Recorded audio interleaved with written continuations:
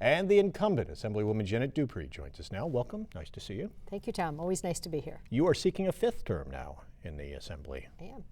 You're facing a challenge in the primary coming up on September 9th. Challenge coming at you from the right. You have a candidate on the Conservative Party line that will be on the November ballot, but also Karen Bisso is also challenging you for the GOP nomination on September 9th. That's correct. And that's the primary that we have coming up.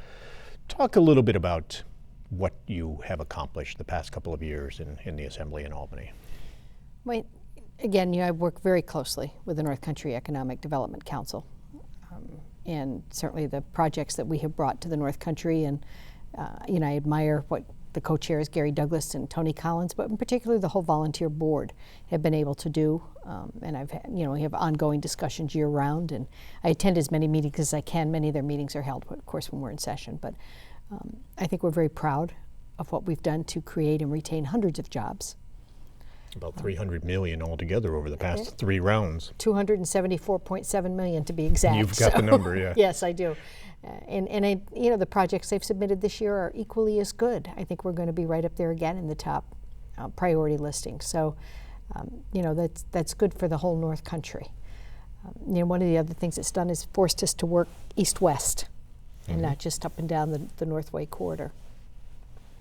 Recently, the governor signed 3 bills that Senator Little and I each sponsored in our respective houses to designate the waterways for the Ausable, the Great Chazy Rivers, and Chateauguay Lake, which allows these municipalities along these waterways to apply for grants.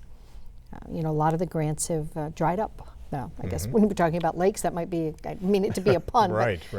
They have just gone away. And so it's been very difficult for municipalities to maintain their waterfronts, and we have such beautiful waterfronts across the North Country. So I'm pleased that the governor signed those within the last several days. And I think it'll help to benefit all of the communities along those routes. As you know, I was able to pass in the Assembly the Franklin County occupancy tax. We'll go back and pass it again next year. Unfortunately, the Senate did not pass any tax bills this year. So it's something that Franklin County came to me and said it was their #1 priority. And I took it to Albany as the #1 priority for me, and we got it done. This is surrounding counties were charging a tax. Yeah.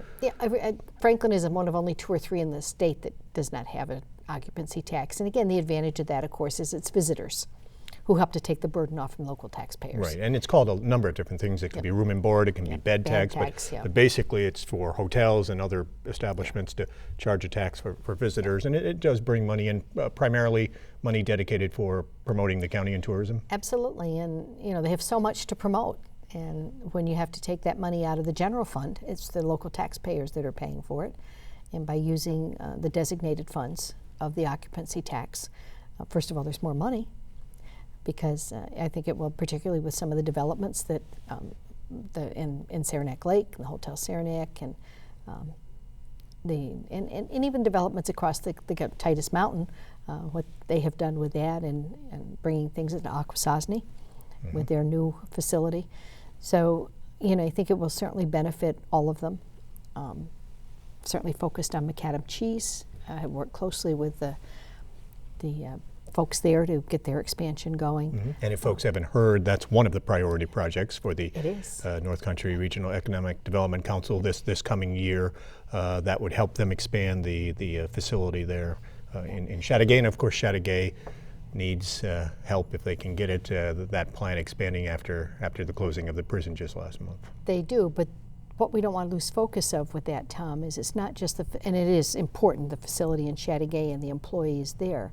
It's over 200 dairy farms that use that Agrimark facility as their market for their milk. So I don't know what our local dairy farmers would do if they didn't have that facility and they weren't part of this whole Agrimark system. So it's a much broader issue, and I've worked certainly with Farm Bureau and our local farmers, and with some of the executives from the macadam over in Vermont, and It's a very exciting project. Now owned by Cabot Cheese, I believe, Yes. out of Vermont.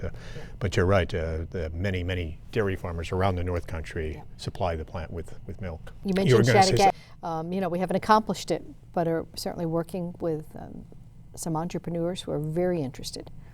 We're pleased with their tour at Chattagat. We're excited about it. We're now waiting to get some more details from the state on exact dimensions of the buildings and the value and some of the things. But that was a couple of weeks ago. You led a group on a tour there. Can you tell us anything about the group or what their interests may be in the facility? Well, they came with a particular interest that as they looked at the facility, I think they switched their priority. Because they're looking now at more, they just kept talking about how peaceful it was and how beautiful the North Country is. They had not been here before. One fellow came up from Albany. The other three were from downstate New York. And although some people might say it's upstate because it's it's above New York City, right. but we had a great tour. We were joined by one of the deputy commissioners from Department of Corrections. Certainly, the chairman of the county legislature, Billy Jones, was there. Gary Douglas, Steve Hunt, the new executive director of Empire State Development.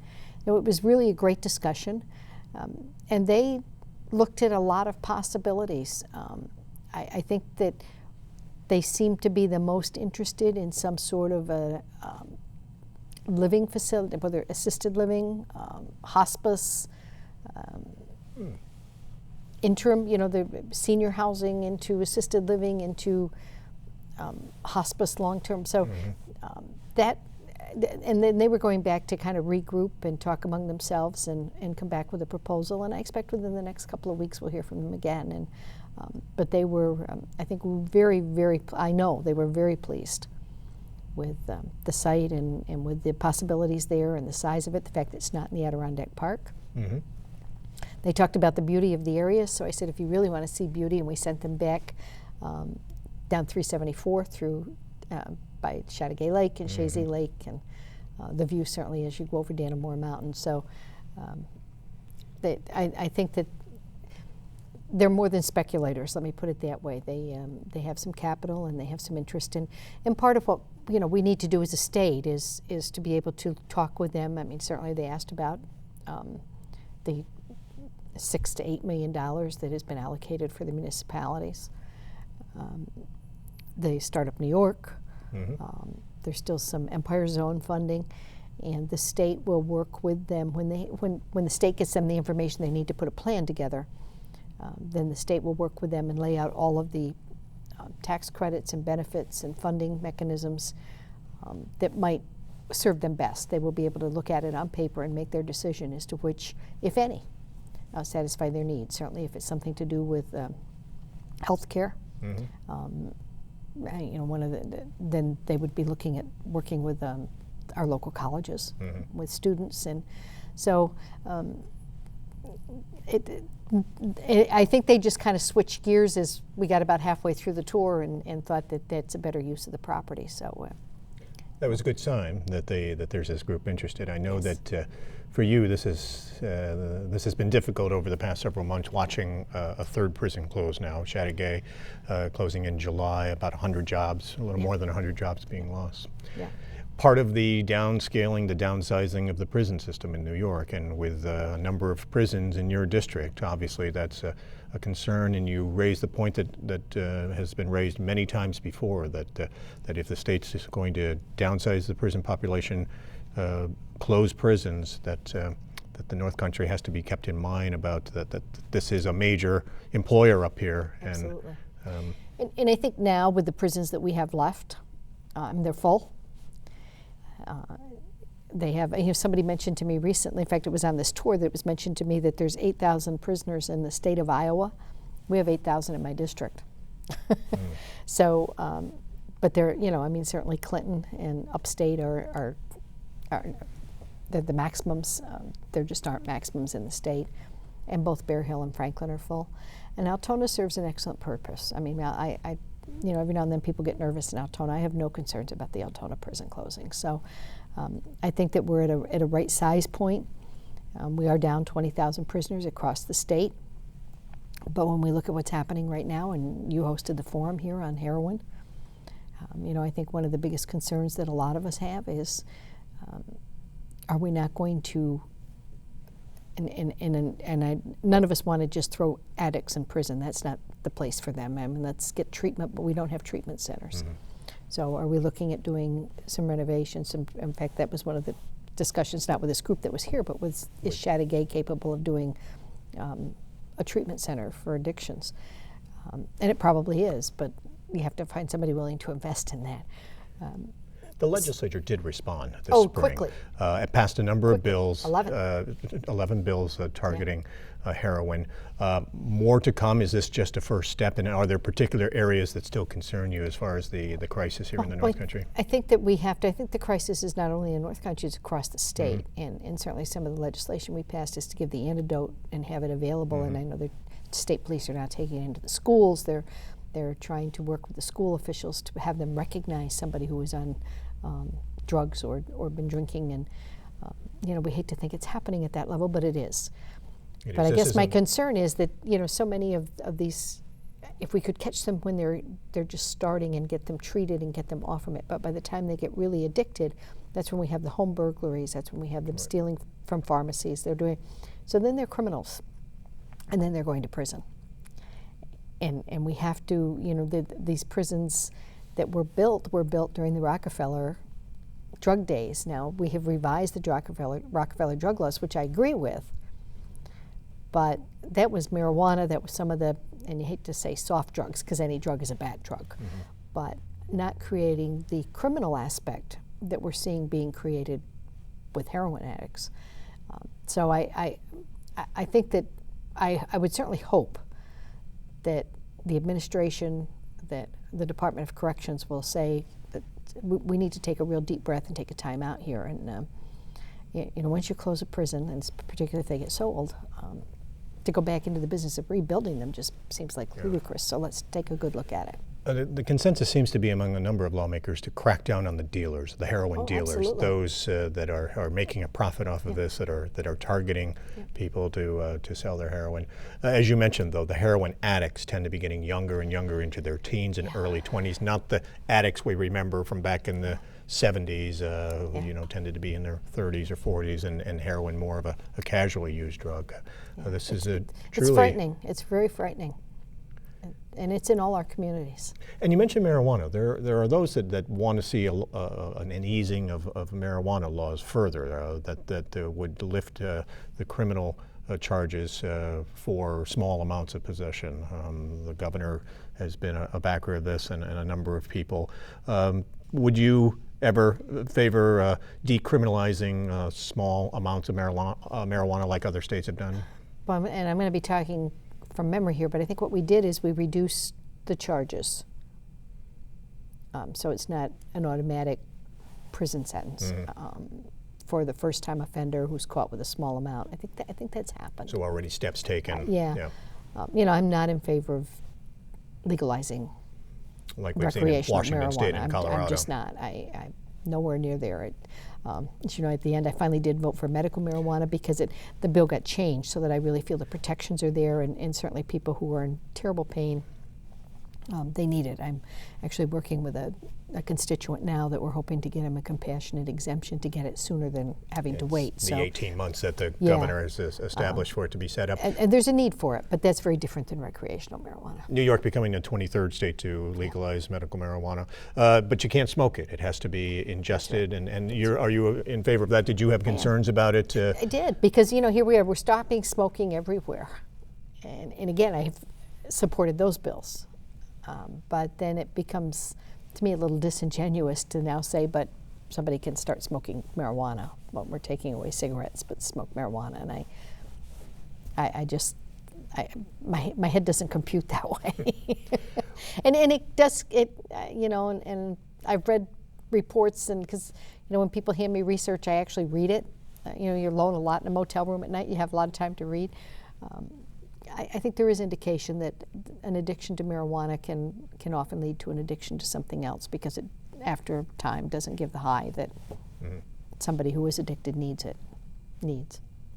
One of the major bills this past session, two-year session term for you was early, right in January of 2013, when we saw the SAFE Act passed. A number of people saw the significance, the relevance to Sandy Hook just a month before it passed. But I know you were among a number of legislators that were deeply concerned about how quickly it was pushed through the legislature. The process was wrong. I think the governor was very wrong in issuing a message of necessity the first week of session. We still had 6 months to do a good bill. There were parts of this bill that were poorly thought out. I mean, you know, the fact that a trooper couldn't carry more than 7 bullets. Which had to be changed later. And we changed it. But that was probably one of the most egregious ones that was in there. But it never should have, you know, if there had been more time taken in writing the bill, some of those things would not have been in there in the first place. You know, provision for firing ranges.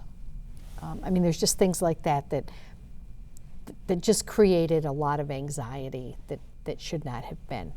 I obviously voted against the bill. I think I would have voted against it just on process, if nothing else. But again, there were a lot of parts of that bill that my constituents, the North Country people, oppose.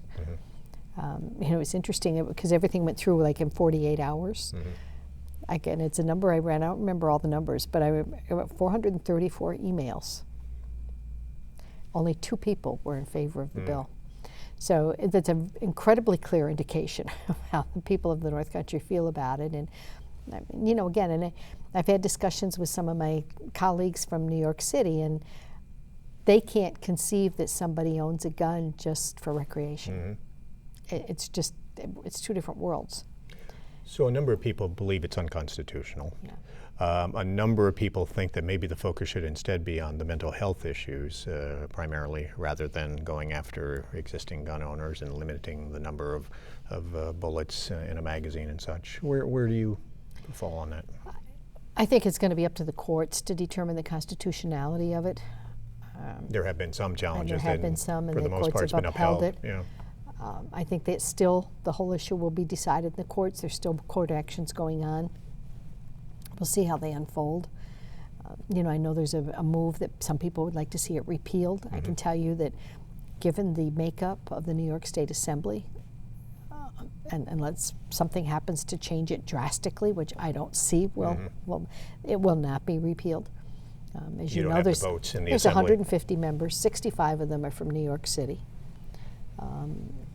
Over 100, about 100 are Democrat majority. But of those 65, I would dare say just about everybody, if not everybody, feels it's one of the best bills they ever voted on. It would take 78 votes to get anything approved in the Assembly, and it has to go through the committee process. I don't even see a repeal bill getting through the committee process. The couple of amendments we've done took a long time to get through. Something as simple as saying troopers should be able to carry more than 7 bullets. Retired troopers should still be able to carry their guns. These sorts of things have taken several committee meetings before they would even get to the floor. So, you know, they have to go through the committee, the Codes Committee, chaired by Joe Lenthal, who's a friend, and his office is right around the corner from mine, but he's from Brooklyn, and he has a very strong attitude about people not having guns. And many people downstate, lawmakers downstate, the assault weapon ban in particular is what they point to, and say they will be the ones that will say, why does anyone need a weapon like this? Yeah, I hear it all the time. And so that's not going to, so I think what we need to do is continue. I'm on 7 or 8 bills to amend in response to some of the people who've come to me, some of it being about firing ranges. I mean, it's very difficult for a legitimate sportsman now to get a box of bullets. And that should not be, because the process that was set up by the stores, whether they're the small, you know, you hate to say mom and pop, but the small gun shops, or the bigger stores, the chains, the Dick's and the Gander Mountains, the process and the time involved and the money it costs them, they don't want to be bothered. So I think that certainly should change. I mean, people should be able to have their guns and use them and be able to buy bullets for their guns without being treated as criminals, without having to go through all these weapons. and I have people that go back and buy, I would say it's about 50-50 on how people feel about the registrations. I think, again, we're used to registering a lot of things. And I don't think that's as big an issue as it was now that people have gotten into it. I don't know if that'll change either. But anything in the SAFE Act that's good, that you like? That was a good step, a necessary step. Well, I think certainly it has raised the awareness of the fact that we have got to address the mental health part of this. And you know what an advocate I am for those with mental illness and any kind of disability. I've met with mental health people who feel that the way the SAFE Act was written actually can do more harm than good. I always say when we pass laws in Albany, if we do more good than harm, we're in good shape. And this one I'm not sure did. I think that really has to be looked at. But I think that we have, an awareness has arisen that we have a mental health issue, again, in some instances a mental health crisis, that we are not treating our mental health people with mental health illness correctly, and that's got to be addressed, and certainly they should not have weapons, but we don't have a good way to diagnose them, and then I think we developed with this bill the fear that if somebody goes for mental health counseling and they are a sportsman, that is the provider obligated to report them and they lose their guns, and that's not the intent of this at all. I mean, somebody can be depressed. That doesn't mean that they shouldn't be able to go out hunting. So I don't know I don't know the balance to that, but I think the awareness of it, the fact that we're talking about it, the fact that there have been conferences held for mental health providers on it, I think that's a good part of this bill, because it's and hopefully on the other side of it, by next year we come out with some really good recommendations that will truly, truly help people who have mental health issues, and that will protect the general public by taking those guns away without hurting those who should not be hurt. You see the repeal the SAFE Act signs on lawns everywhere. Often, right next to it, you will see signs that say repeal the Common Core. They're often side by side. That's another big issue the past year, and certainly there's unhappiness over how that was rolled out, the amount of tests that are tied to it, the preparation that the teachers had. A number of people are actually calling for the outright repeal. I think 4 states across the country have taken that step so far. You have been a critic of how it was rolled out, Absolutely. Common Core. Do you go as far as saying that, like those other states, get rid of it altogether? I do not. Terribly flawed implementation, and we've got to fix it. And again, we've made some changes. And I can get to that in a minute, but the makeup, I'll go back to the makeup of the Assembly. It's not going to be repealed. I have sat in on meetings with several of my colleagues, informal meetings, saying, let's talk about the issues and let's fix them. I don't disagree with standards. I think that, we've all known that as people move, and this is such a mobile country now, people live in various parts. I was with a gentleman this morning who said one of the reasons he settled here and is because of the ages his children are getting, and they've already been in 4 or 5 different states, and now he wants them to be able to be in one place for the rest of their school ages.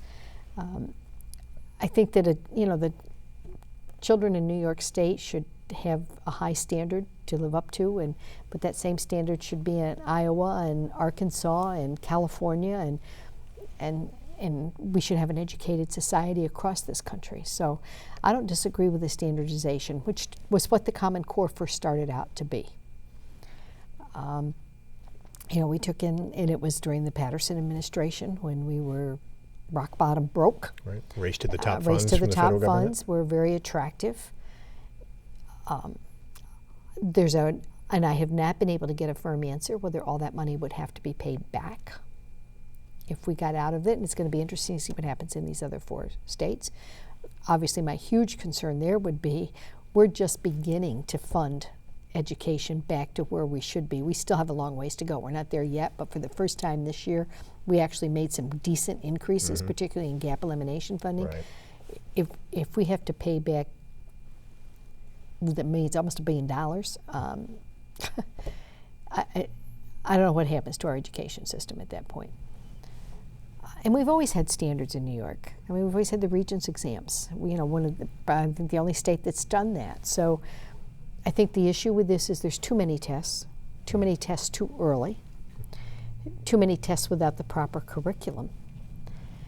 We have stopped the testing from K through 2. That's one of the bills we passed this year, appropriately. Kindergarten kids should not be taking the test. But it's interesting as I talk to teachers, and they're saying that we're now in the 3rd year, that those children that have had the curriculum in 1st and 2nd grade are much more comfortable with the 3rd grade test than those who were in 3rd grade and all of a sudden it appeared. Teachers now, they've got to have the curriculum. I mean, it was outrageous that we expected teachers to give a math test based upon a curriculum that didn't exist. The new math I can't get at all. I don't think you're alone. No, I know I'm not alone. And I'm not sure I understand why that's even happening. I mean, we've all done fairly well. I can balance a checkbook really well. I don't need a new math to tell me how to do it. So that part really concerns me. But I think there's some good parts to it, and I think it's more good than bad. We just have to, and we have the moratorium now. We're saying, again, like I've said about some other things, let's pause. Fix it. Have some good, teachers have got to be at the table as the discussions are being made. It should not be Pearson and McGraw-Hill that are making these decisions. Bill Gates. Our school kids are not business people. They're minds that are evolving that have to be excited about learning. And that's what concerns me, I think, more than anything, Tom. We've taken that creativity and that excitement out of our education system for the teachers and the students.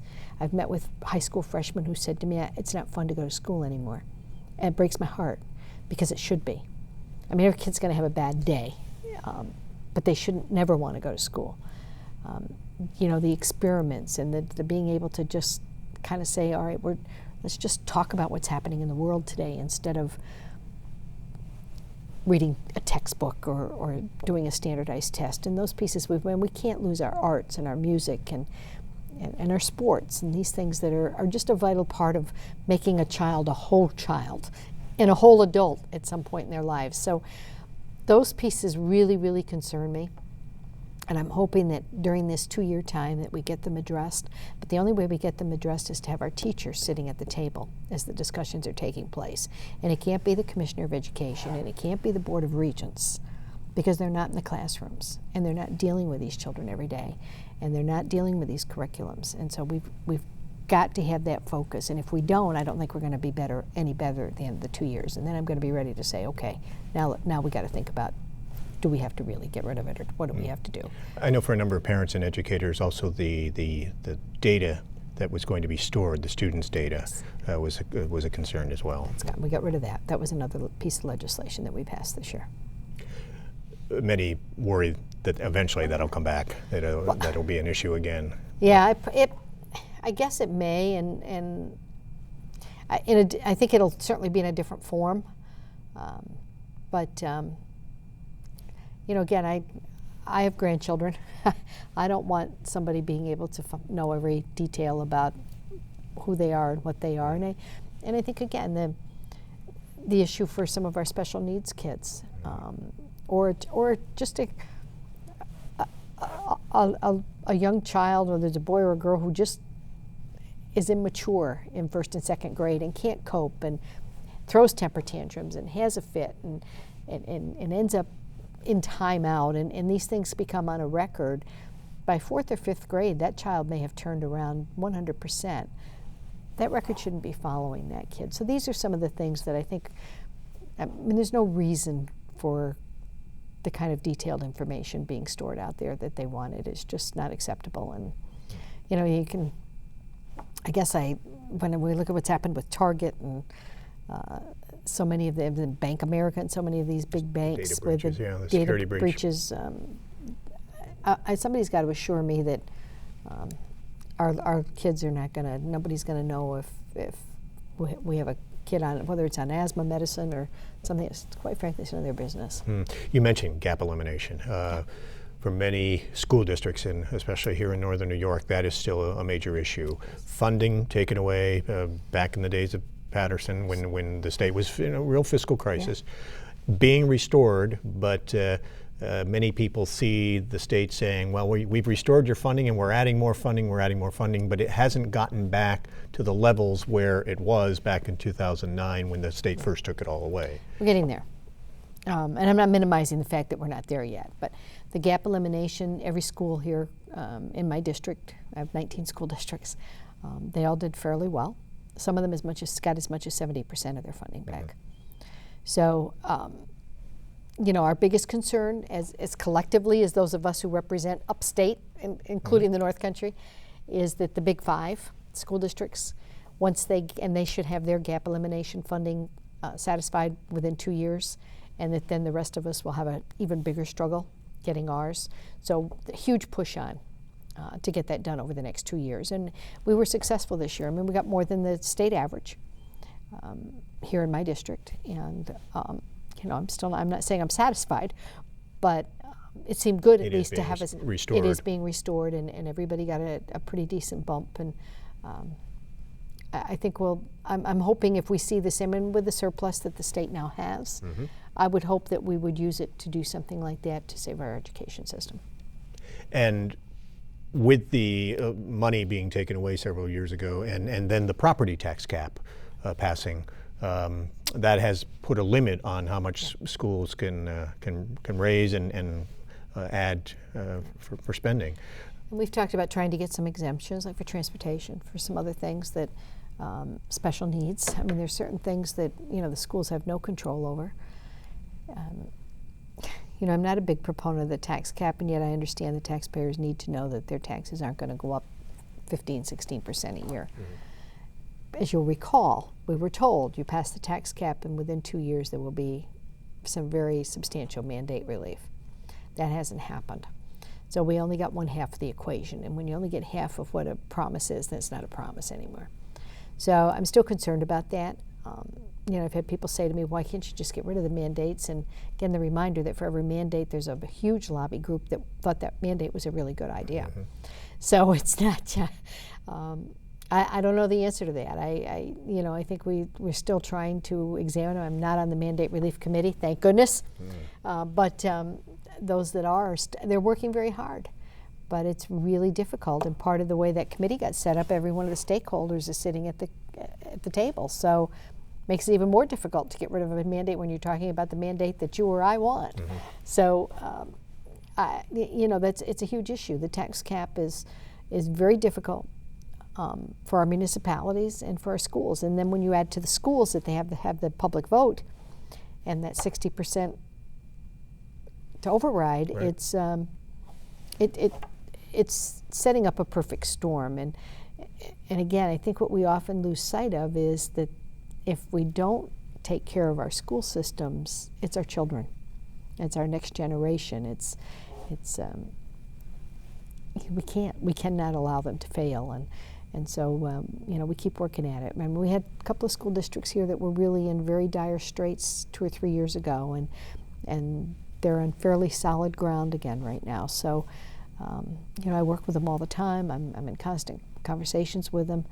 We still have some that we've got to try and do better with. But, when the governor talked about pre-K, and I'm a huge pre-K supporter. My daughter was a pre-K teacher for quite a few years in her career. But, we don't mandate kindergarten yet. And some schools don't have kindergarten. Well, you're not going to send a child to pre-K and then have her sit home for a year and come back in first grade. And if we're going to put all that money into pre-K, let's fix what's wrong with the system now and do pre-K a year or two down the road. And I would love to see it happen.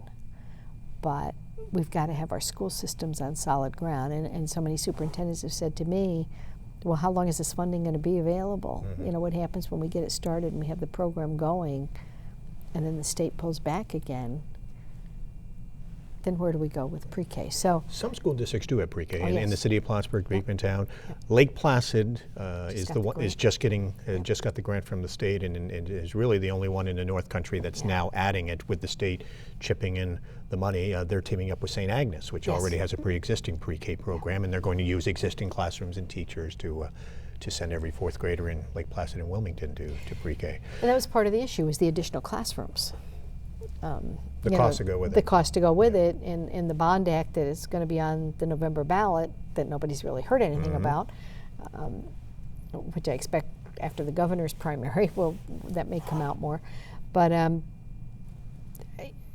we build classrooms, we're cutting back a lot of what our kids have in schools now. It's just, I find a disconnect again on this one too, and I'm just not sold on it. You mentioned the ballot question coming up in November, $2 billion for classroom technology across the state. It's an amendment to everyone will see it on the ballot this November, whether to well, part of it is pre-K, allowing schools to get money to put up classrooms or to retrofit for pre-K.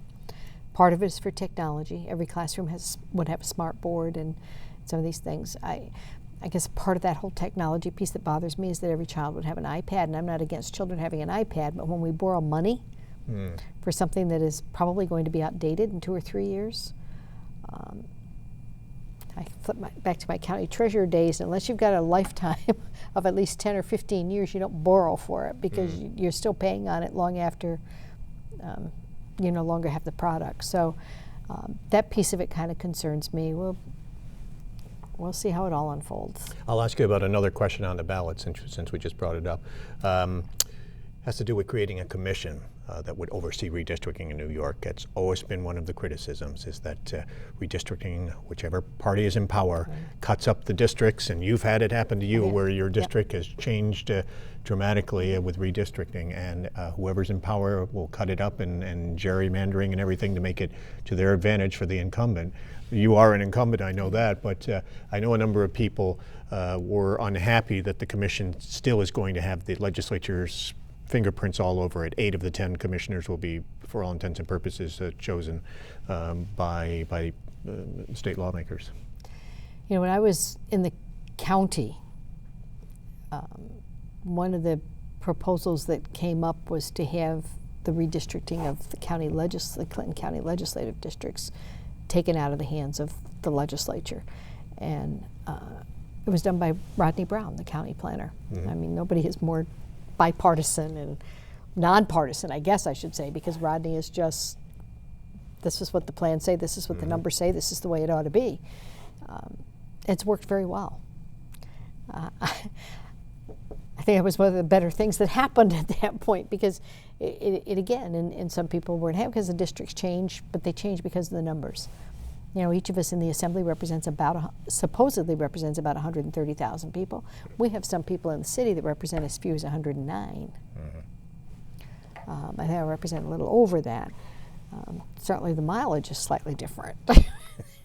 Yes. But I think to have somebody who truly, and I know you can't, people say, well, the 5th grader designed it on his computer and this is what he came up with and this is the way the plan should be. It is not that simple because of some of the things you do have to take in that we don't have to consider here in the North Country. You have to take in the diversity. Part of it's not just gerrymandering, but part of it is that you can't just separate a whole Polish segment either in or out of a district. And I agree with that. You can't all have just low income and high income, and there's a lot that goes into it. There's a lot that goes into it other than just the numbers. That I understand, and again, it's not an issue here, but it certainly is an issue in some of the neighborhoods in Albany. They had a real issue with that.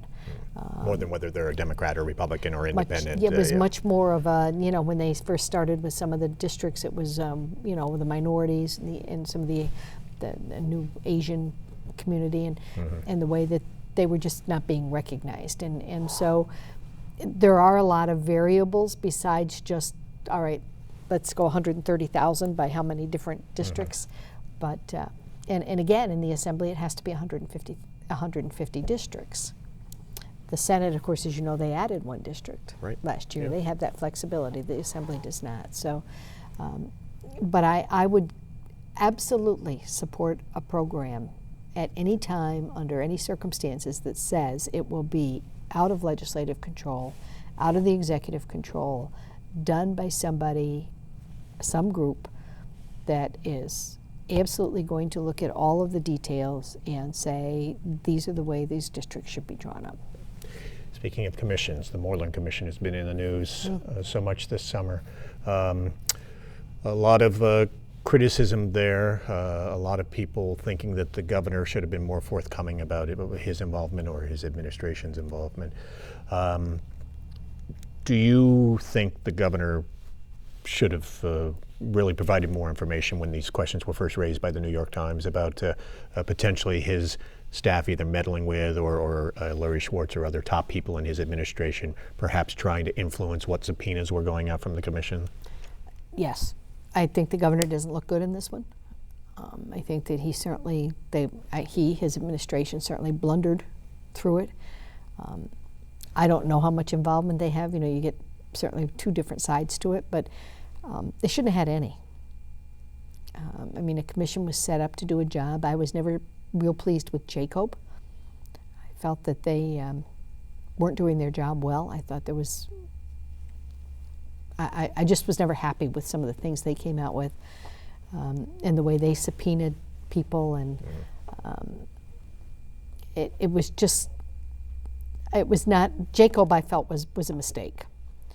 Whether the Moreland Commission by design or by intent or just by accident kind of took some of that, I think some of the mistakes that Jacob was making and tried to fix them. Mm-hmm. And the governor will say that he disbanded Moreland because of the agreement with lawmakers to address some of the concerns and corruption allegations. And do you agree with that? Do you think what has come out since I think Moreland did some good things. I think they certainly brought attention, as well as the media bringing attention to some of the real issues that we do have in the legislature. I don't know how many are under trial right now. There's got to be 4 or 5 or 2 or 3 in our assembly that went to prison or on the verge of going to prison right now. You know, on our ethics committee, I can tell you that we have tightened up, have written entirely, we hired an outside consultant, a professor out of NYU or Columbia, NYU I think, to come in and advise us, politics aside, on how we should be conducting our business. And we developed all new guidelines. I mean, there were some pretty intense discussions about, you know, we agreed with them on some things, didn't on others, and we went back and forth. It took several meetings. And I think Moreland helped to bring a lot of this out, that part of it was an ingrained kind of a blink. You know, I was asked to get on the ethics committee a couple of years ago. I was told never meets. That wasn't true, and I knew it wouldn't be. But we now, unfortunately, but we're meeting fairly often. But the minute there's a complaint raised, we have it, and we're meeting on it, and we're spending a lot of time on every complaint. Some are founded, and some are not. But that's okay, and we're also making it easier for staff, easier for anybody to bring a complaint forward, because what we did was take that initial complaint out of the hands of Speaker Silver's office, because there were people who would say, well, if it goes there, I might lose my job. So we've removed all these political pieces. As we've done the same thing, I was asked to serve on the rewriting the sexual harassment program for the Assembly. Now we got to get people to listen to it, but it's a very, very good, we use the same consultant. So I think that having Moreland raise the issue that, you know, as a body, it didn't bother me when they were appointed, but a lot of legislators felt that he appointed Moreland because we weren't doing our job. I think he was right in that. I think it kind of forced legislators to say, well, we'd rather get rid of Moreland and do our own job. And I think it has brought us into doing it as a body again,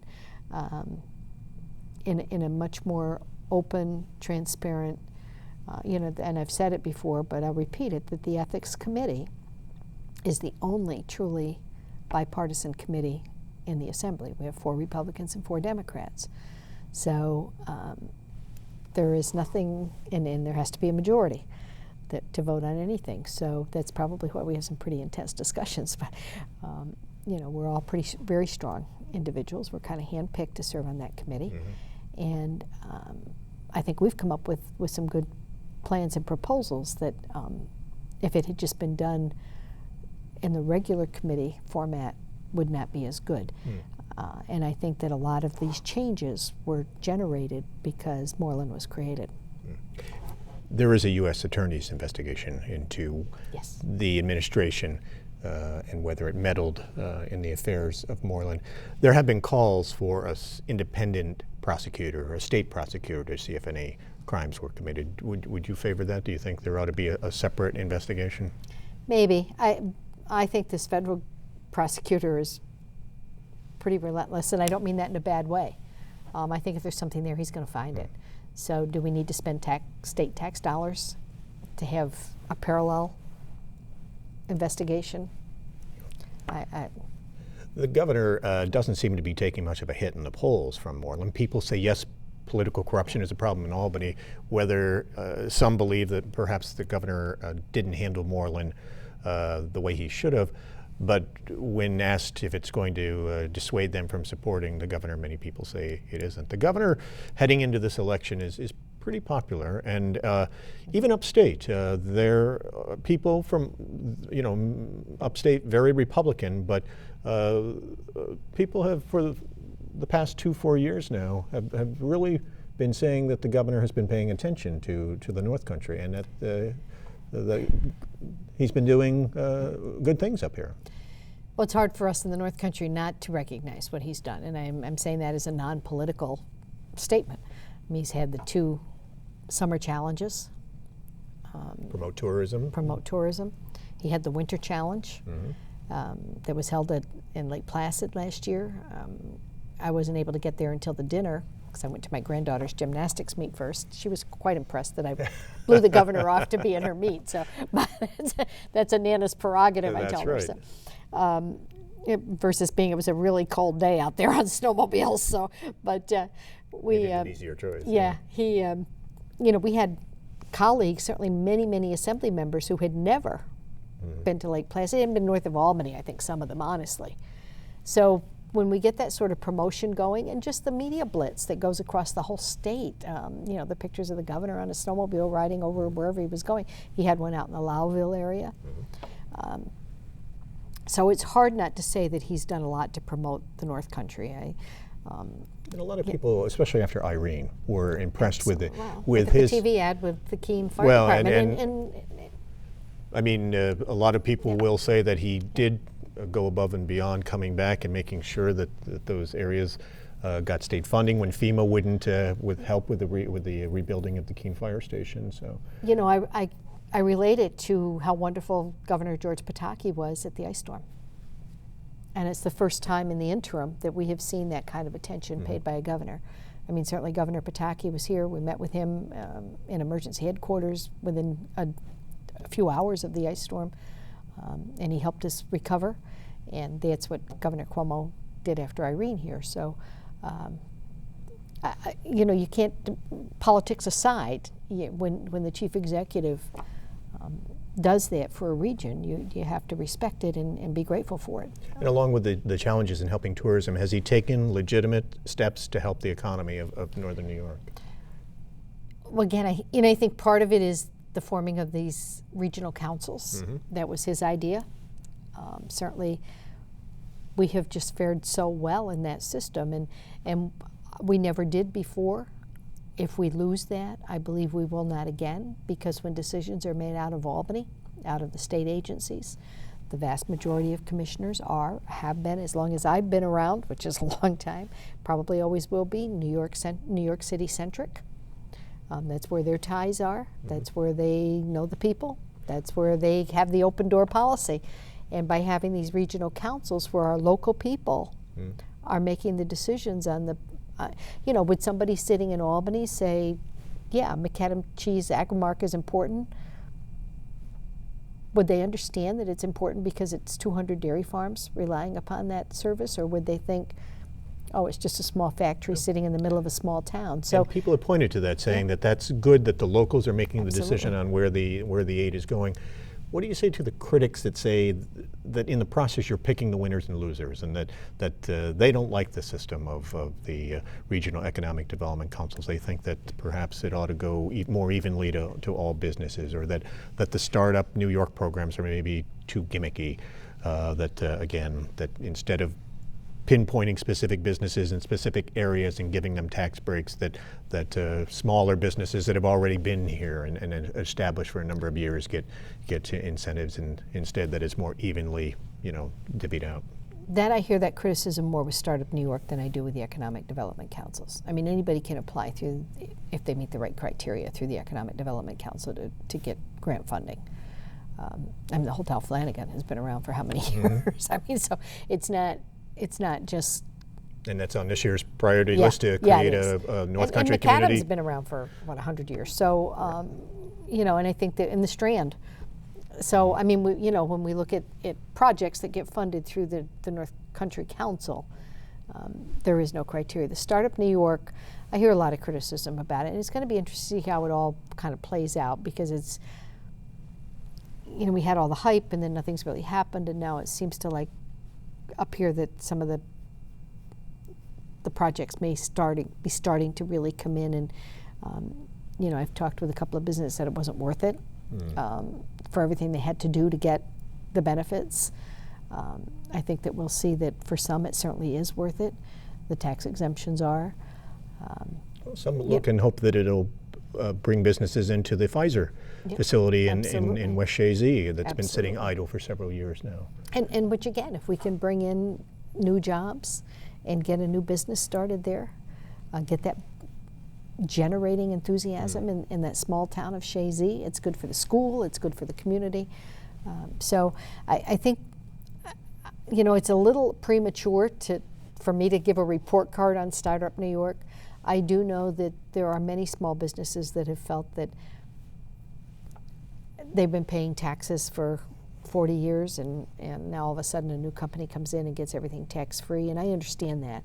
So I think we've got to kind of weigh what it is, and I think there's certainly the concern that, okay, somebody will come in and they'll hire people and they'll stay here 10 years and then they'll walk away. But there's got to be, I think there's some pretty tight controls over that too. But, we had those, if you recall, some of those same kind of arguments when when Park came in. And I was one of the ones who said that, we've got to have a pilot payment for everybody who goes on Park, because part of my concern was you didn't want a business moving from Margaret Street to New York Avenue because it was tax-exempt property.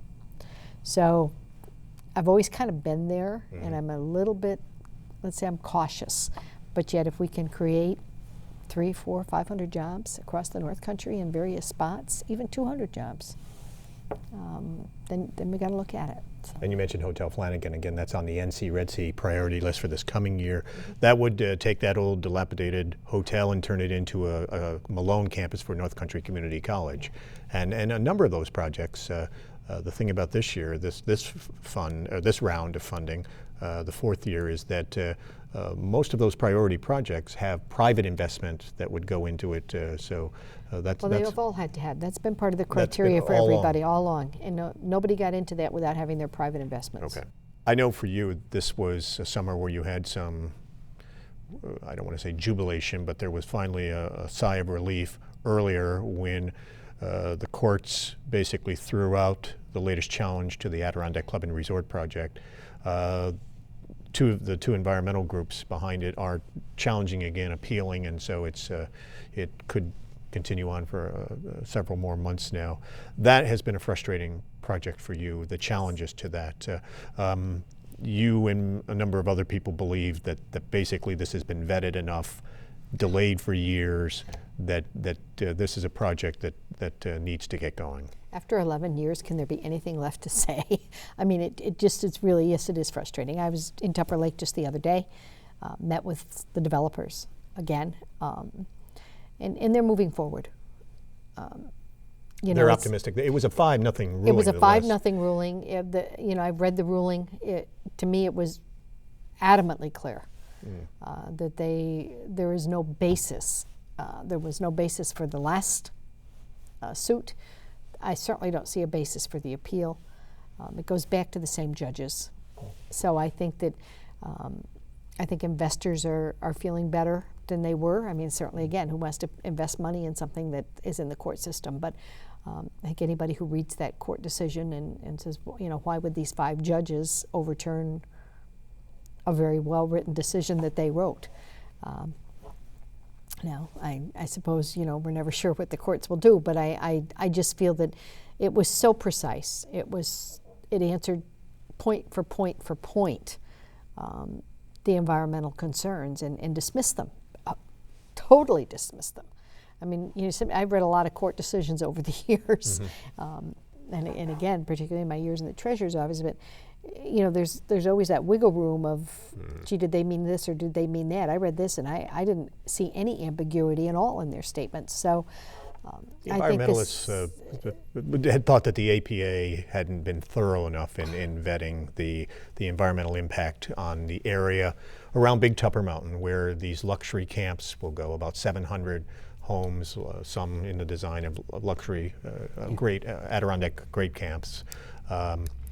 Have the developers, because of the delay, are they still moving ahead with the same size project? Have they made any changes to it over the years because of the delays? I think that, and again, I don't want to speak for them, but and we didn't get into that kind of specific the other day, but I mean, they were encouraged and said they're making their plans, they're ready to go. It's exciting for Tupper Lake. You can just feel it in the air.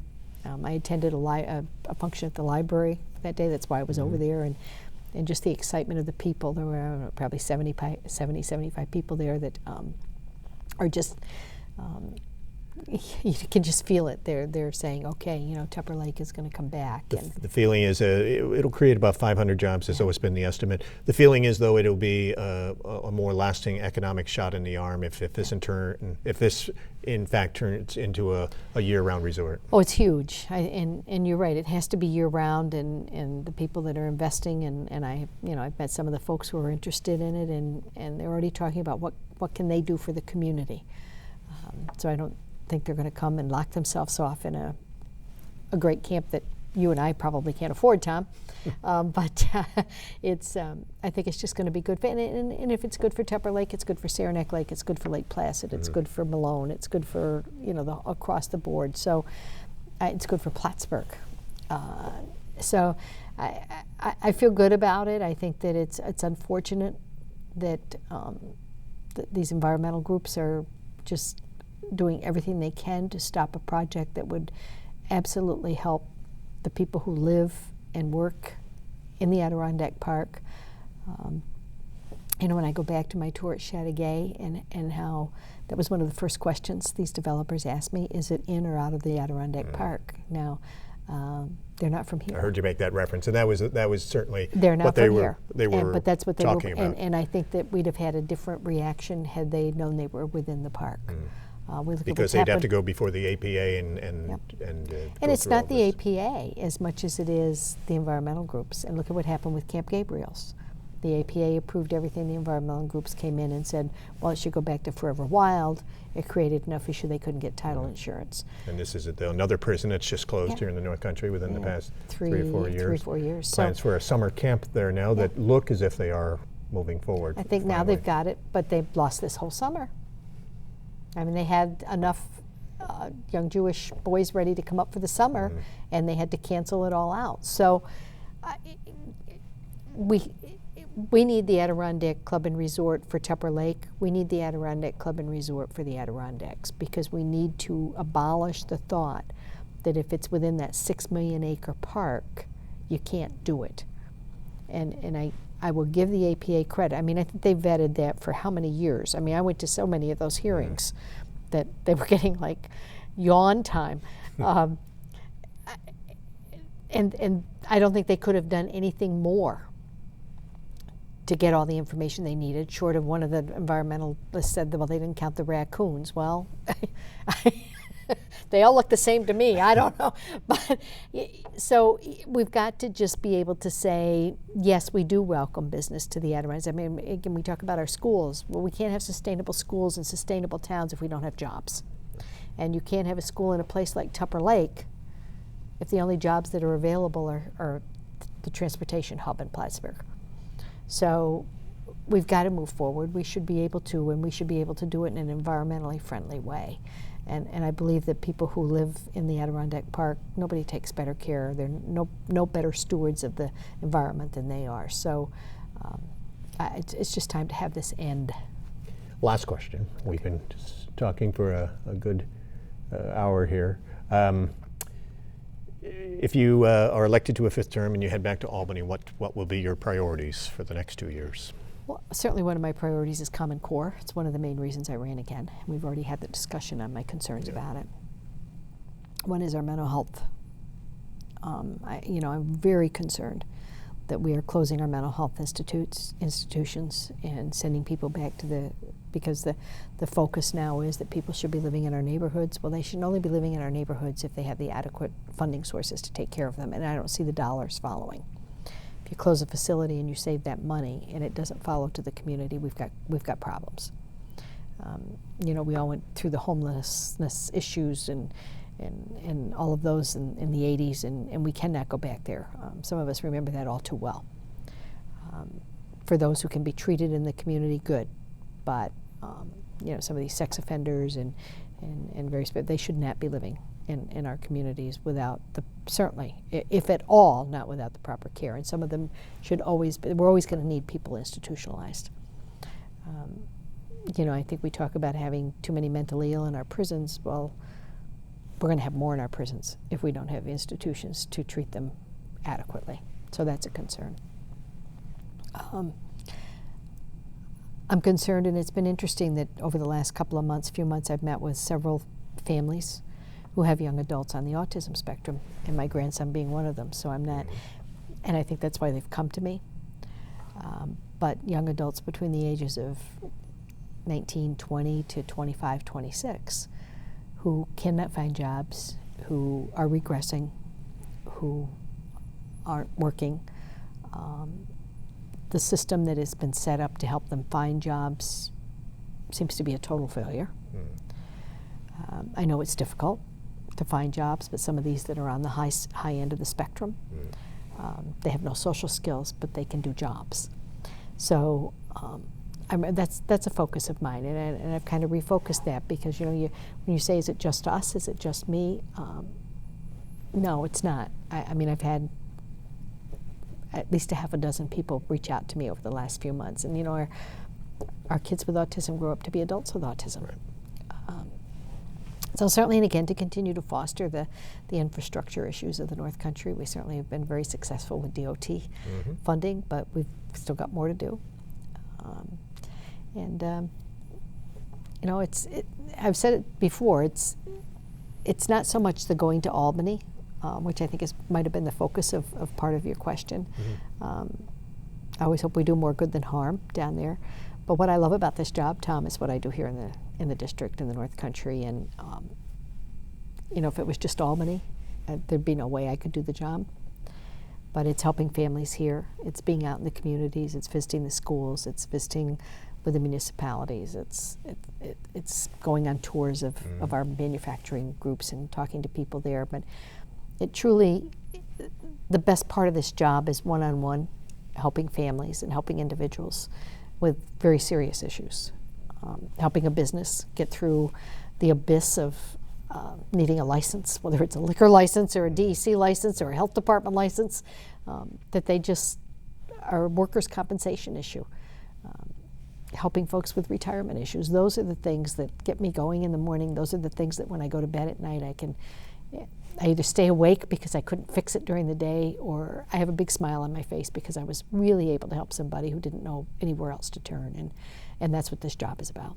The primary, September 9th. Janet Duprey, thanks a lot for taking the time to come talk with us. Thank you.